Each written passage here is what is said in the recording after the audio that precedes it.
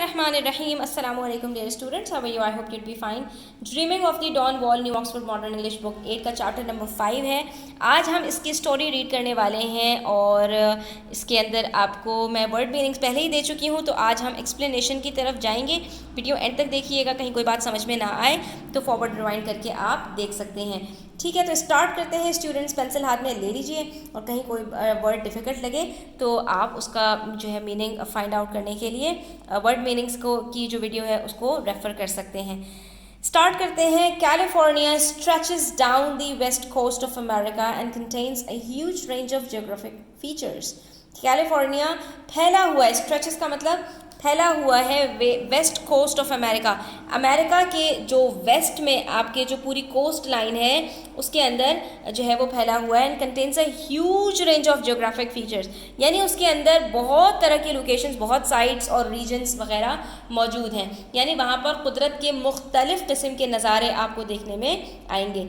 As well as a long coast line, California contains the dry Mojave desert, lots of fertile farmland, massive mountains and deep valleys. तो अब वहाँ पर आपको desert भी देखने को मिलेगा, फार्म लैंड भी, खेती बाड़ी भी होती है, माउंटेन्स भी हैं और डीप वैलीज भी हैं.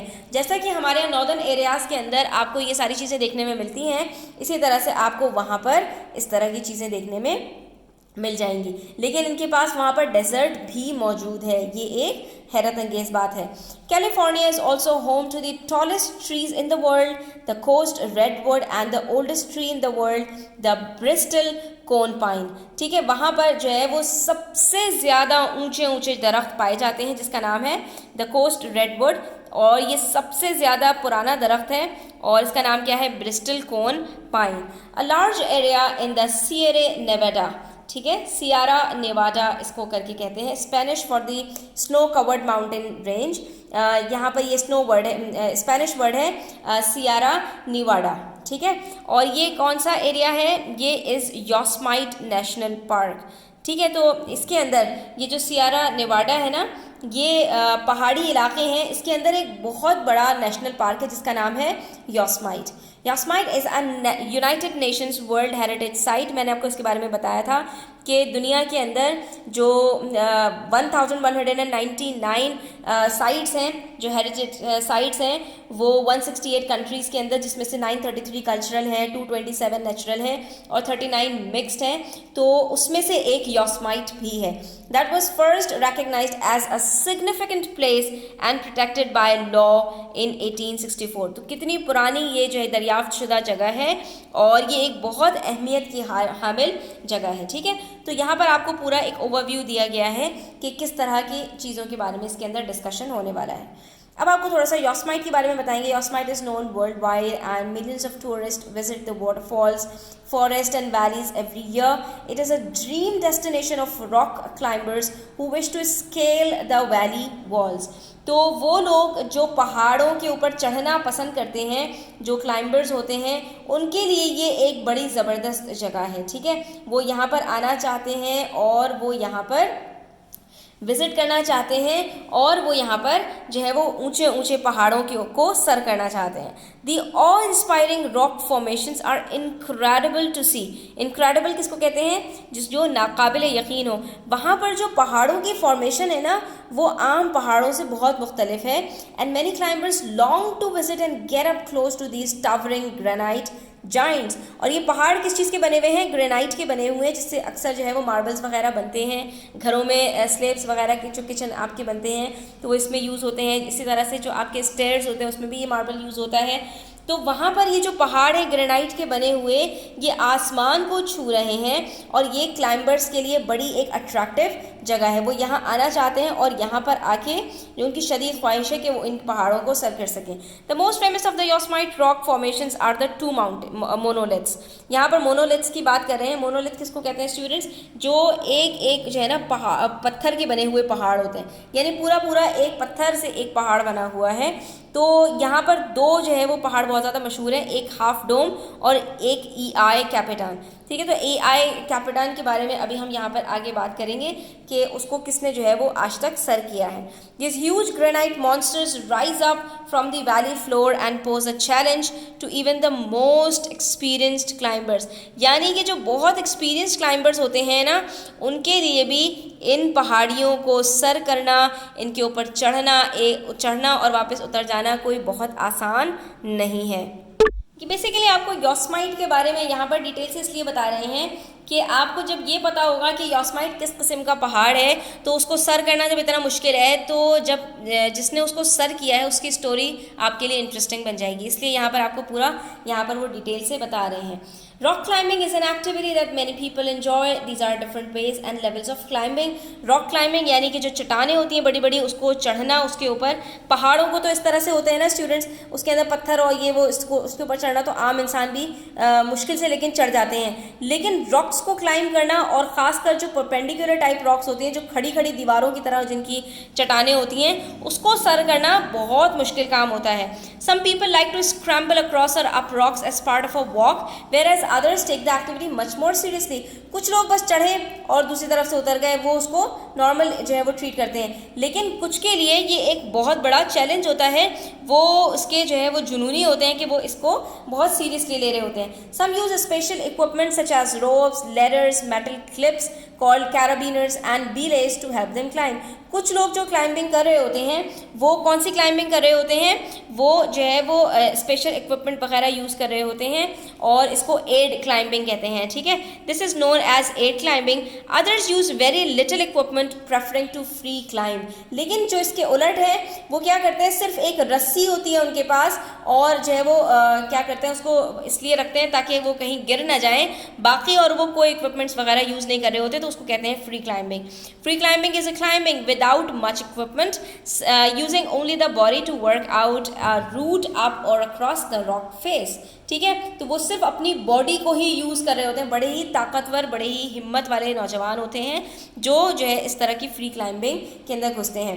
Free climbers use a safety rope that is attached below them to save them if they fall off. जो मैंने आपको बताया कि वो सिर्फ एक रस्सी यूज़ कर रहे होते हैं अपने आप को गिरने से बचाने के लिए। One person who excels in all types of climbing and is very well respected among such series climbers is Tommy Caldwell. तो यहाँ पर अब आपको जो नाम बताया जा रहा है टॉमी कॉल्डवेल की, उनकी स्टोरी आगे आने वाली है। तो सबसे ज़्यादा अभी तक जो जिनको महारत रही है हर तरह की क्लाइंबिंग में, चाहे वो फ्री क्लाइंबिंग हो चाहे एड क्लाइंबिंग हो, उसके अंदर इनका नाम बहुत जाना पहचाना है। Climbers need to be fit and strong, they need to be flexible and agile. ठीक है, उनको फुर्तीला और चुस्त भी होना पड़ता है, उनको फिट और स्ट्रॉन्ग भी होना पड़ता है। They must be able to endure pain and physical hardship while keeping calm and focused. तो अगर कोई शख्स चाहता है कि उसकी ज़िंदगी में मुतहम्मिल मिजाजी आ जाए, यानी कि वो काम भी हो जाए, कूल भी हो जाए और स्ट्रॉन्ग भी हो जाए, और उसको जो है वो पेन्स बर्दाश्त करने की आदत हो जाए और फिज़िकल हार्डशिप्स की यानी कि मेहनत तलब काम करने की, तो उसको चाहिए कि वो पहाड़ों को क्लाइंब किया करे। Tommy has all of these attributes, और टॉमी के पास ये सारी की सारी खुसूसियात मौजूद थी। ये आप देख सकते हैं नेशनल पार्क है योस्माइट का, जहाँ पर आपको रिवर भी नज़र आ रहा है और ह्यूज ट्रीज भी नज़र आ रहे हैं और रॉक माउंटेन्स भी नज़र आ रहे हैं, कैसे खड़े खड़े माउंटेन्स हैं। अब असल कहानी शुरू होती है students. Born in America in 1978, Tommy began climbing at a young age with his father. Soon it became clear that the young boy had a talent and his father helped him to develop it by encouraging him and taking him on climbing trips. तो बचपन ही से इन्होंने अपने वालिद के साथ mountain climbing शुरू कर दी, और इनके वालिद ने जब देखा कि उनके बेटे को इतना ज़्यादा शौक़ है और वो इतनी ज़्यादा इसमें इंटरेस्ट ले रहा है, तो वो मुख्तलिफ क्लाइंबिंग ट्रिप्स पर उनको ले जाने लगे। When Tommy was 14, जब वो 14 साल के हुए, they went to Europe and climbed Mont Blanc and Matterhorn। तो ये दो नाम हैं यहाँ पर, जो क्या नाम है, इटली और फ्रांस वगैरह के बीच में इस तरह के माउंटेन्स आते हैं, जिनके एक तरफ इटली है, दूसरी तरफ फ्रांस है, और एक में हमने पढ़ा था जो है वो एक तरफ इटली है और दूसरी तरफ मैटरहॉर्न के स्विट्ज़रलैंड है। तो वो वहाँ पर गए और उन्होंने इन दोनों पहाड़ियों को सर किया। When he was 16, जब वो 16 साल के हुए, Tommy signed up for a climbing competition, उसमें हिस्सा ले लिया competition में। He surprised a lot of people by winning the competition and becoming the national champion. Over the next few years, Tommy trained hard and made his mark in the climbing world. तो आहिस्ता आहिस्ता आहिस्ता आहिस्ता करते करते competitions भी जीतना शुरू हो गए और अपना नाम इसमें बनाने लग गए। टॉमी एंजॉयज क्लाइंबिंग इन योसमाइट, उनको योसमाइट के अंदर भी क्लाइंबिंग करने में बहुत मज़ा आता था। And he has tried many of the routes up El Capitan, और कैपिटान जो एक बहुत ही खड़ी हुई चट्टान है उसके अंदर भी मुख्तलिफ रूट तलाश करते रहते थे। The 3000 foot Cliff is so sheer that from a distance it looks like a smooth surface, तो वो इतनी ज़्यादा खड़ी हुई पहाड़ी है, इस तरह की पहाड़ी है कि दूर से देखकर उसको बिल्कुल ऐसा लगता है कि जैसे बिल्कुल स्मूथ उसकी सरफेस हो, उसके अंदर कोई जो है वो खुरदुरी पत्थरों के अंदर जिस तरह से निकले हुए होते हैं उसमें इस तरह की कोई चीज़ नज़र नहीं आती, ऐसा लगता है चिकनी दीवार हो। और कितनी लंबी है? 3000 फीट क्लिफ है, ठीक है। Free climbers struggle to find edges and ledges in the rock to hold on to, hence out of the 100 or so routes up El Capitan only 13 have been successfully free climbed. तो यहाँ पर देखिए कि जो है वो बहुत सारे रूट्स हैं जो उसके ऊपर जा रहे हैं, लेकिन अब तक सिर्फ जो 13 रूट्स हैं उसी को लोग सर कर पाए हैं, यानी बाकी सारे रास्तों को अभी तक जो है लोग सर नहीं कर पाए। Of this the most difficult is called the Dawn Wall, और उसके अंदर जो सबसे ज़्यादा डिफिकल्ट रास्ता है वो है डॉन वॉल का। Tommy's dream was to free climb the whole route in one trip, और टॉमी का ये ख्वाब था कि वो पूरे रूट को एक ही दफ़ा में, यानी 3000 फुट क्लिफ जो है उसको एक ही दफ़ा में सर कर ले। इन 2000 सन 2000 में Tommy and 3 other climbers were in Kyrgyzstan climbing in the Pamir Alai mountain range when they were shot at and then captured by Uzbekistani rebels.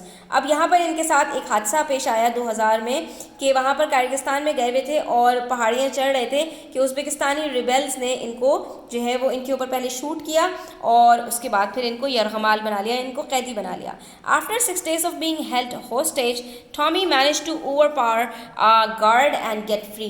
6 दिनों की कैद के बाद टॉमी ने क्या किया, गार्ड के ऊपर जो है वो हावी हो गया, यानी गार्ड को जो है वो धक्का वक्का मार के और उसके ऊपर काबू पाके और वो वहाँ से भागने में कामयाब हो गए। The 4 climbers had to track 29 kilometres before they found help. वो 29 किलोमीटर्स तक चलते रहे, भागते दौड़ते रहे, इससे पहले कि उनको कोई वहाँ से मदद मिलती। The suffering and fear they had experience had a deep effect on Tommy and the other climbers. अब जो उनको खौफ बैठ गया उनके अंदर, तो इस कैद का और जो शूट किए जाने का, कि इसको ओवरकम करना, इससे बाहर निकलना उनके लिए एक चैलेंज बन गया। Tommy has been reported as saying that the experience made him realise that if he could cope with being held hostage he could cope up with anything. उन्होंने कहा कि इस एक्सपीरियंस से उनको इस बात का अंदाज़ा हुआ कि अगर कैदी बनने को के ऊपर वो मतलब उसको बर्दाश्त कर पाएँ तो वो दुनिया के किसी भी तकलीफ़ को, गम को आसानी के साथ बर्दाश्त कर सकते हैं। Then in 2001 disaster struck again. Tommy was working with a table saw when he had an accident and chopped off the top of his index finger. अब उनके साथ क्या हुआ, सन 2001 में एक ही साल के बाद उनके साथ एक और हादसा पेश आया और उसमें उनके साथ ये हुआ कि वो एक आरी से उनकी उंगली कट गई। ठीक है, कुछ कर रहे होंगे और आरी से जैसे उन्होंने किया तो उनकी उंगली शायद बीच में होगी और इस तरह से उनकी उंगली कट गई। ठीक है, जब उनकी उंगली कट गई तो he acted quickly and put the piece of his finger in ice. उनका दिमाग उस वक्त बड़ी तेज़ी से काम किया। उन्होंने क्या किया, अपनी उंगली उठाई और उसको बर्फ़ के अंदर डाल दी। When he reached the hospital the doctors were able to sew his finger back together. जब जो है हॉस्पिटल पहुँचे तो डॉक्टर्स ने उनकी वो उंगली ली और उनकी उंगली सी दी। ठीक है, क्योंकि उन्होंने बर्फ़ के अंदर डाल दी थी तो उसके अंदर जान बाकी थी और वो उन्होंने सी दी। However they had told Tommy that it would never recover fully. लेकिन उन्होंने ये बताया कि इसकी रिकवरी कभी भी मुमकिन नहीं है। जैसे कि स्टूडेंट्स, हमारे अगर हाथ में कोई ज़ख़म हो जाए, गहरा ज़ख़म हो, तो उसके अंदर निशान बाकी रह जाता है। जैसे कि मेरी उंगली के अंदर यहाँ पर एक बड़ा ही ज़बरदस्त कट लगा था एक ज़माने में, तो वो आज तक निशान उसका बाकी है। ना कि पूरी की पूरी उंगली कट जाए तो आप सोचिए कि क्या वो दोबारा उसी तरह से जुड़ सकती है। हरगिज़ नहीं। तो यहाँ पर उन्होंने यही बताया कि भाई ये कभी भी आपकी कम्प्लीटली हील तो नहीं होगी। Tommy knew that having 9 fingers was a serious problem for a professional climber, but he also knew that he would not be able to climb well if one of his fingers could not grip properly. अब उन्होंने कहा, Tommy साहब ने सोचा कि भाई 9 finger से तो काम नहीं चलेगा, उनका तो सारा काम हाथों का और उनके जिस्म का था कि इसी की मदद से वो जो है पहाड़ों को क्लाइंब करते थे। उन्होंने कहा कि जब तक कि मेरी ग्रिप अच्छी नहीं बनेगी, जब तक कि मेरी 5 उंगलियां जो है एक हाथ की वो सही काम ना कर रही हों, तो he ask the doctors to remove the tip and with his father. उन्होंने कहा कि आप इसकी टिप जो है ना उसको हटा दीजिए, सही है। And with his father work on making his hands stronger than ever before. और अपने वालिद के साथ वो इसके ऊपर काम करना शुरू हो गए कि किस तरह से मैं अपनी उंगली को मज़ीद जो है वो स्ट्रॉन्ग बना सकता हूँ, दोबारा से इसको पहाड़ चढ़ने के काबिल कर सकता हूँ। He knew that he could withstand hunger, thirst and pain. उनको पता था कि वो इन सारी चीज़ों को ओवरकम कर सकते हैं, इन सारी चीज़ों को बर्दाश्त कर सकते हैं, भूख, प्यास, तकलीफ। He could keep calm when faced with fear, danger और difficulty.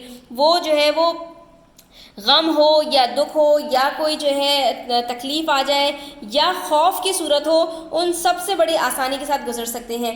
If he came face to face with a challenge he dealt with it head on. क्योंकि अगर उनको किसी भी चैलेंज का सामना होता था तो वो सर को अपने जो है वो ऊंचा रखकर उसको फेस करते थे, यानी कि वो कभी भी घबराते नहीं थे, डरते नहीं थे। हेड ऑन का मतलब क्या है कि हमेशा सीना ताने रहते थे। तो उसके बाद फिर उन्होंने क्या किया, to date Tommy Caldwell trains every day. फिर उस दिन से लेकर आगे तक जो है वो जिस दिन तक की बात हो रही है वो हमेशा जो है ना हर रोज़ ट्रेनिंग करने लगे। He runs in the mountains for 12 miles। हर रोज़ वो 12 मील दौड़ लगाते, किसमें, पहाड़ों में। हम लोग तो 1 मील दौड़ के बड़ा अपने आप को फन खान समझते हैं, वो 12 मील पहाड़ों में दौड़ लगाते। He trains his muscles with weights and he practice weights उठा के अपने मसल्स को स्ट्रॉन्ग करते। And he practices his climbing on a special built wall in the house. और अपने घर में एक स्पेशल वॉल उनकी बनी हुई थी, उसके ऊपर भी बहुत ज़्यादा प्रैक्टिस करते।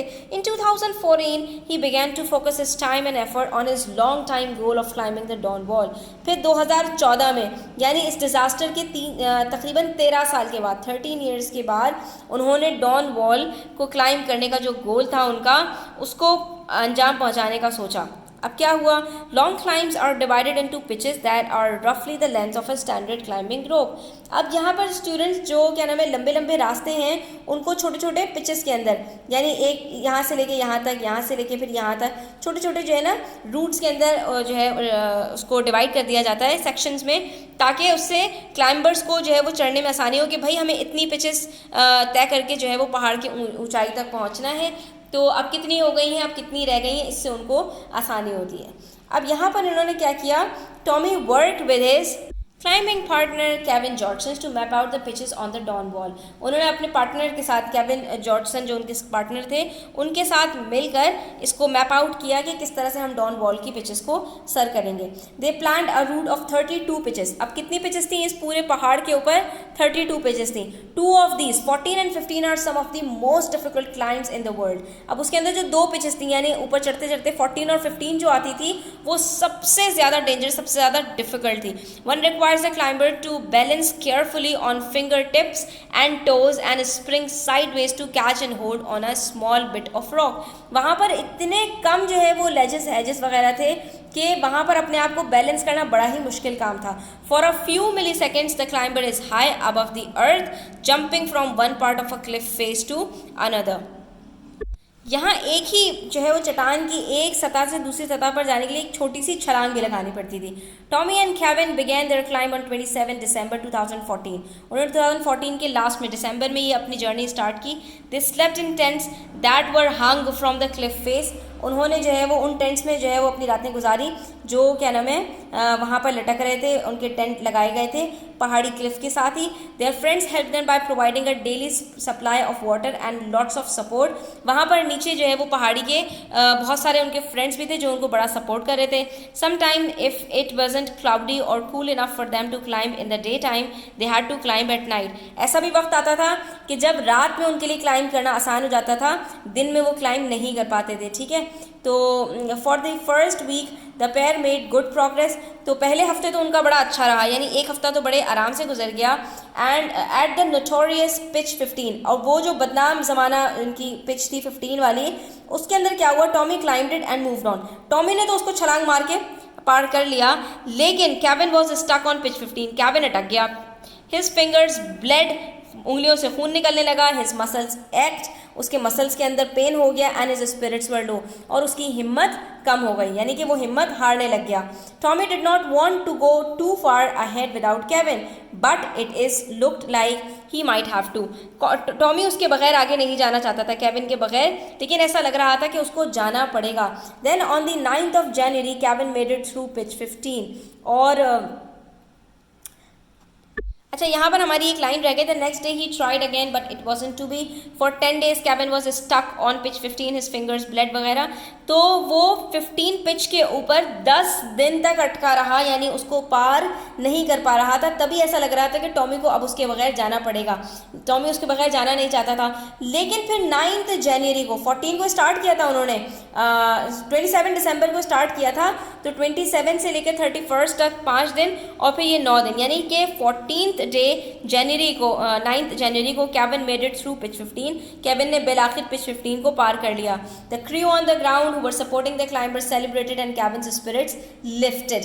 अब यहाँ पर केविन की हिम्मत बंधी, नीचे जो उनके दोस्त खड़े हुए थे उन्होंने भी बड़ी हिम्मत बंधाई, बड़ा सपोर्ट किया, और जो है वो उन्होंने जश्न मनाया केविन के इसको पार कर लेने पे। Soon the two man were back together free climbing where no one had free climb before. और फिर दोनों साथी एक साथ हो गए थे, और अब वो फ्री क्लाइंबिंग कर रहे थे जहां पर आज तक किसी ने फ्री क्लाइंब नहीं किया था। On 14th January 2015, after 19 days, Tommy Caldwell and Kevin Johnson became the first people to free climb up the Dawn Wall of EI Capitan। ये कौन सी डॉन वॉल थी? ये EI Capitan की जो है वो डॉन वॉल थी, और इन्होंने 19 डेज की अनथक मेहनत के बाद इसको पार कर लिया था। वो सबसे पहले लोग बन गए थे। No one had ever manage to free climb up the Dawn Wall before. In order to understand just how steep and difficult the climb is, इसको समझने के लिए आपको यहाँ पर एक एग्जांपल दे रहे हैं। We can compare it to another 3000 foot route on EI Capitan. ठीक है, तो यहाँ पर हम आपको एक और रूट बताते हैं EI कैपिटान के ऊपर, वो भी 3000 फुट ऊपर है, उसका नाम है सैलेट वॉल। ठीक है, तो Tommy Caldwell free climbed all the way to the top of Salathe Wall, trek down to the bottom and climbed up a different way.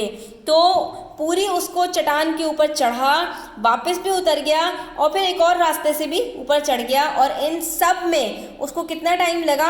He and climbed up a different way. This amazing feat took him 24 hours. पूरे एक दिन के अंदर ही उसने ये सारा काम कर लिया था, चढ़ना, उतरना और दोबारा किसी और रूट से चढ़ जाना।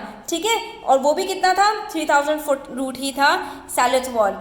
तो वो काम इसका 24 घंटे में हो गया, जबकि ये वाली जो EI कैपिटान के ऊपर इसने डॉन वॉल को सर किया, तो the climb of the Dawn Wall had taken nearly 19 days. तो इसके अंदर 19 दिन लग गए। दोनों की लेंथ बराबर थी, लेकिन डिफ़िकल्टी का लेवल आप चेक कर सकते हैं कि एक जगह पर सिर्फ 24 घंटे लग रहे हैं चढ़ने और उतरने दोनों में, और दूसरी जगह पर 19 डेज लगे सिर्फ चढ़ने में। तो यहाँ पर इससे अंदाज़ा होता है कि ये कितना ज़्यादा डिफ़िकल्ट थी। ठीक है स्टूडेंट्स, तो आई होप आपको ये स्टोरी पसंद आई होगी। वीडियो अच्छी लगी हो तो लाइक कीजिएगा, अपने फ्रेंड्स के साथ शेयर कीजिएगा। चैनल सब्सक्राइब नहीं किया तो सब्सक्राइब कर लीजिए। अपना बहुत ख्याल रखिएगा। अल्लाह हाफ़िज़।